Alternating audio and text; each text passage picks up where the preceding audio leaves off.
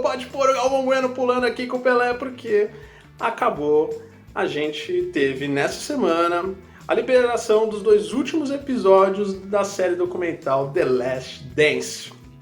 E logo depois da vinheta eu vou te falar minhas impressões finais sobre este documentário. Então me segue aqui logo depois da homenagem que eu vou fazer de novo ao meu Michael Jackson dessa vez.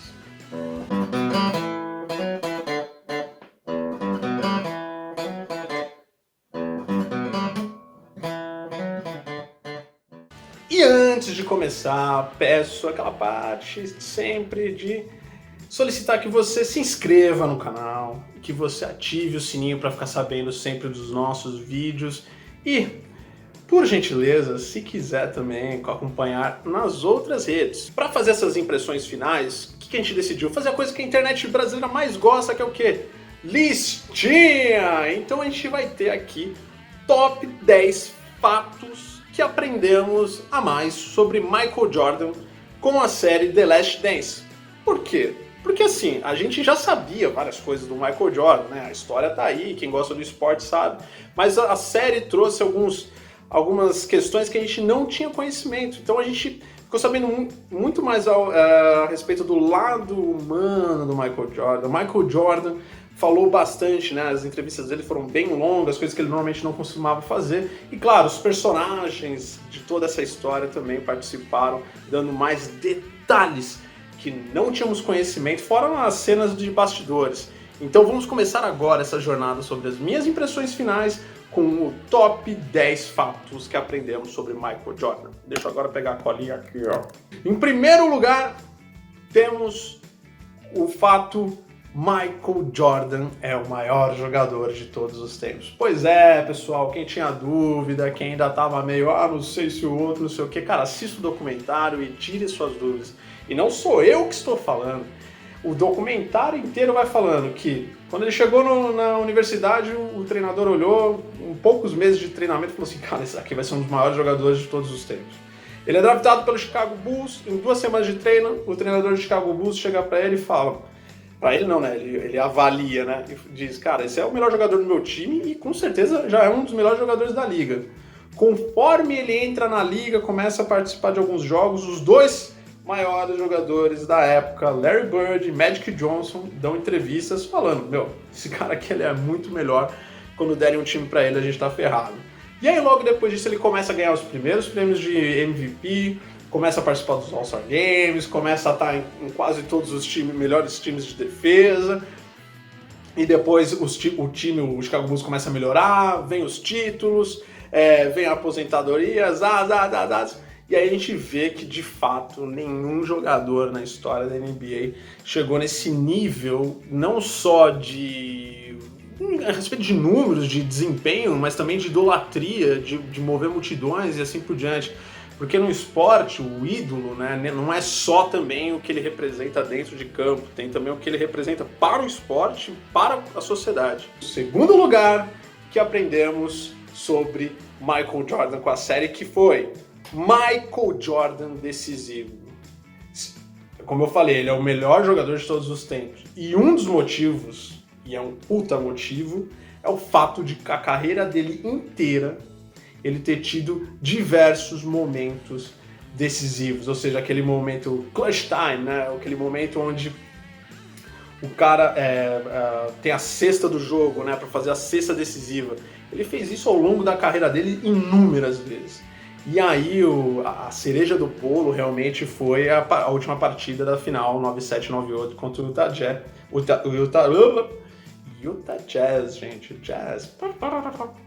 Utah Jazz, que ele não só faz a última cesta do jogo, praticamente, como ele rouba a bola, tudo começa com a roubada de bola dele, do Karl Malone, que é o melhor jogador do outro time, assim, é um negócio surreal, na casa dos adversários, né, e aí realmente ele consegue ter a cesta que basicamente traduz ou resume de forma sublime o que foi a carreira dele inteira do aspecto decisivo. E agora indo pro número 3, é Michael Jordan humano. Exato. A série, eu acho que pra mim o grande ganho foi da gente conhecer esse lado que a gente não conhecia tanto do Michael Jordan, porque ele era um cara mais fechado, né? Comparando com outros ídolos do quilate dele, eu acho que ele é um cara bem fechado, realmente, mesmo na época que ele jogava, ele ainda não dava muita entrevista, não falava muito do aspecto pessoal dele, e o documentário ele se abriu um pouco mais com isso. A gente viu o Michael Jordan chorando mais uma vez, viu ele falando bastante a relação dele com o pai dele, com a mãe, e com os companheiros, e como ele se sentia em diversos momentos. E aí a gente aprendeu realmente que mesmo os nossos heróis, os nossos ídolos, eles são seres humanos com qualidades e defeitos. E isso foi muito legal, assim, eu odeio, na verdade, personalidades 100% perfeitas, assim, sabe? Tipo, sei lá, vou dar um exemplo, Fátima Bernardes, um abraço pra você. Mas o legal é exatamente você conhecer personalidades, né? Pessoas, histórias que têm esses contrapontos, né? O cara é muito foda, mas também ele tem uma série de defeitos que o transformam num ser humano como eu, você. Número 4 é conhecer, então, o lado Michael Jordan competitivo. Mas aí você me diria assim, Vitor, mas pô, claro que ele é competitivo, ele ganhou tudo, e blá blá blá, isso aqui. Mas, cara, o que a gente não sabia é que isso era quase um vício, né? Ele quase tinha um problema, ou tem problema psicológico ou psiquiatra a respeito de competir. Tanto que o documentário trata de uma forma interessante e bem imparcial, podemos dizer, a suspeita que se levantou na década de 90 de ele ser viciado em jogo. E o quanto isso podia estar envolvido com a morte do pai dele. Eu não vou ficar aqui especulando muito em cima disso, porque é a especulação mesmo que tem no documentário, mas é para você ver o quão esse lado dele, que a gente já conhecia, mas o quão de fato era decisivo para a vida dele, né? Então, o Michael Jordan ser competitivo não é essa coisa assim, porque o cara para ser bom tem que ser competitivo. Não, o cara tinha um problema. Isso, ainda bem, né, foi muito útil para ele na carreira profissional dele como jogador, mas atrapalhou demais essa questão das relações humanas e assim por diante. Uma questão a respeito do vício dele sobre ser competitivo, que aparentemente ele esqueceu desde que ele comprou o Charlotte Hornets, que é um gancho perfeito para entrarmos no quinto maior fato que a gente descobriu sobre Michael Jordan, que é Michael Jordan, parafraseando agora meu querido amigo Milton Leite de Jundiaí, Michael Jordan é chato para... O Rogério Ceni é chato pra caralho. Por quê? Porque ele era, gente, as cenas dos bastidores, eu amo o cara, eu sei que muitas das pessoas que devem estar vendo esse vídeo agora gostam, devem estar puto comigo, mas sejamos justos, assistam o documentário. O cara era difícil ter relação com ele. Bom, primeiro que ele era bem inacessível, conforme a carreira dele vai se desenvolvendo, ele vai virando esse mito e tudo mais, ele começa a ser um cara bem inacessível, ele é um cara extremamente exigente, principalmente com os colegas de equipe dele, com um tratamento realmente hostil, deselegante, para não dizer realmente, ele era um baita de um vamos falar a verdade. E tanto que chegou em vias de fato, né? Seja com o Steve Kerr, seja também em outros jogos, assim, ou seja, essa questão que eu falei que é o fato 4 da competitividade, realmente tem esse lado negativo que foi o fato dele virar um cara extremamente difícil de lidar. Ele tenta se justificar, eu acho que é válido, faz sentido o que ele fala a respeito de que essa forma dele ver o jogo, que é essa forma de cobrança, de muita pressão psicológica, exigência muito grande no nível técnico e físico dos atletas, ele queria transmitir isso para os colegas, ele queria fazer o máximo que tivesse ao alcance dele para tentar trazer os colegas de equipe dele quase no mesmo nível dele. E ele dizia muito que assim, se você não aguenta a minha pressão no treino, cara, você não está pronto para jogar lá fora, onde realmente o basquete ele é um esporte muito mental, né? Onde a confiança ela é fundamental. Então, essa coisa que o americano gosta bastante de falar, que é o trash talk, ela é fundamental na NBA de você inibir, meio que tirar a confiança do outro jogador, e o Michael Jordan exercitava isso muito com ele e com a relação dos jogadores. Bom, é interessantíssimo lembrar que o Steve Kerr então apanhou dele, como eu falei, e mesmo assim, já, sei lá, 20 anos depois, ele dá entrevista ainda dizendo que o cara tinha razão, né? Tipo, nossa, depois a gente virou, a nossa relação melhorou muito depois que eu apanhei do cara. Então, assim, você vê essa coisa do Michael Jordan, né? Assim, devia ser uma delícia ser jogador do Chicago Bulls, estar lá participando da história, estar perto dele. Ao mesmo tempo, devia ser uma merda, né? Porque o cara não ia te dar descanso por nada, né? E aí você vê mesmo pessoas como o Dennis Rodman, o Scottie Pippen, Eles não quiseram falar muito a respeito disso, mas confirmaram, né? Não desmentiram essa fama dele de Michael Jordan é chato para um barato. Sexto fato que aprendemos com a série sobre Michael Jordan é a questão da sua motivação.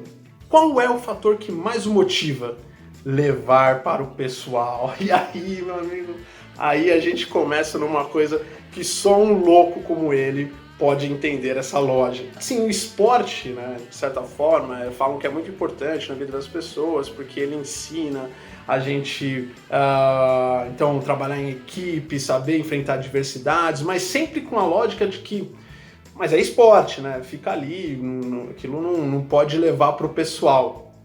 Ah, mas é aí que ele entra, e sim senhor, ele leva pro pessoal. Inúmeras vezes, em diversas histórias que a gente vai acompanhando ao longo dos 10 episódios, ele afirma na entrevista, porque aconteceu tal coisa com fulano e eu, bom, você sabe, levei pro pessoal. Porque depois aconteceu aquilo outro, você sabe. Levei pro pessoal e aí humilhei o cara. E era esse processo constante, né? Até com coisas assim, tipo, o Charles Barkley ganhou o MVP da temporada, que ele fala, o Michael Jordan fala, como é merecimento. E tem até o Charles Barkley falando, cara, eu fui o jogador mais regular da temporada, é assim que a votação é feita e tudo mais. Ele fala assim, mas ainda assim, eu achando que foi merecido, eu acho que eu devia ter ganho e levei pro pessoal. Pronto, e eu odeio o cara e vou levar isso pra dentro da quadra. Na 7ª posição, colocamos a sua aposentadoria. E claro, é mais um exemplo de que a gente sabe da história, é um fato, né? Ele se aposentou no auge e no meio, logo após o 3º título, né? No meio entre os 6 títulos ali do Chicago Bulls. Mas sem dúvida nenhuma o documentário ele se aprofunda mais no assunto e acho que o grande valor é a declaração dele mesmo.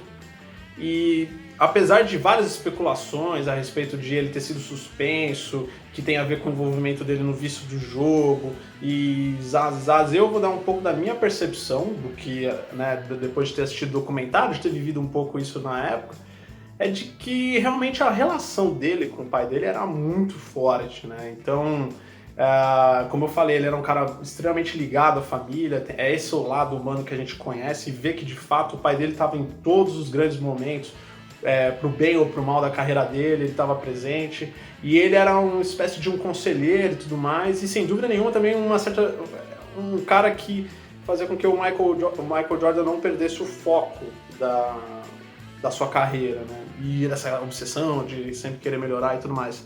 Quando o pai dele é assassinado, né? E a imprensa vem com essa teoria da conspiração de que foi em razão de débitos com o jogo. Como é que você vai estar... O pai do Michael Jordan tá devendo pra alguém? O cara é trilhardário, não tem razão pra isso, mas tudo bem. A imprensa coloca isso de que ele foi assassinado em função do problema do Michael Jordan com os jogos, e aí começam as entrevistas em cima dele, ou seja, né, o cara tem esse processo de luto, de talvez ter perdido a pessoa mais importante da vida dele pro esporte, né? E aí a imprensa vem massacrando que talvez a culpa tenha sido dele mesmo, ou seja, realmente o cara acho que meio que estafou, né? Tipo, ele falou assim, não vou conseguir seguir nesse ambiente, né? E como ele é um cara, como a gente percebeu ao longo do documentário, extremamente obcecado por melhorar o desempenho dele, né? Por ele melhorando como jogador, eu acho que ele sentiu exatamente que o ambiente não era favorável para ele continuar jogando basquete da forma como ele acredita jogar, né? E aí vem a primeira aposentadoria, ou seja, hoje, que na época eu lembro que eu achava isso um absurdo, aliás a mídia como toda achava um absurdo, um cara no auge, né, se aposentar na carreira, hoje eu consigo entender, faz todo sentido, e mais do que isso, ele ter voltado também pra mim acho que foi normal, né? Então após o cara ter passado por esse processo de luto, se afastar da mídia, ficar um tempo mais com ele mesmo, como ele fala, né? Um tempo maior com a família dele, né? Os irmãos, a mãe e uma série de coisas. Realizar um dos sonhos do pai dele, então tem aquele processo de propósito, satisfação pessoal de estar realizando aquilo. Acho que foi fundamental e a gente viu ao longo da história de que com a volta dele, ele volta realmente ainda como o maior jogador de todos os tempos, né? E ganha depois os outros 6 títulos. Então foi muito legal o documentário ter mostrado mais detalhes sobre essa primeira aposentadoria épica, né? Depois de 98 ele aposenta de novo. A gente depois descobre que é um pouco a aposentadoria forçada, porque ele diz que toparia jogar ao menos mais um ano para ir em busca do 7º título, que acaba não acontecendo, então ele aposenta e depois ele volta lá com o Washington Wizards. Em 8º lugar, separamos quem? Os coadjuvantes. Pois bem, a gente sempre soube que o Michael Jordan também não é bobo nem nada, sempre esteve cercado de grandes jogadores, de um grande treinador e um staff, né, como um todo, do Chicago Bulls muito bom. Mas, mais uma vez, o documentário ele se aprofunda mais nesses personagens e a gente vê que são personagens também incríveis, né?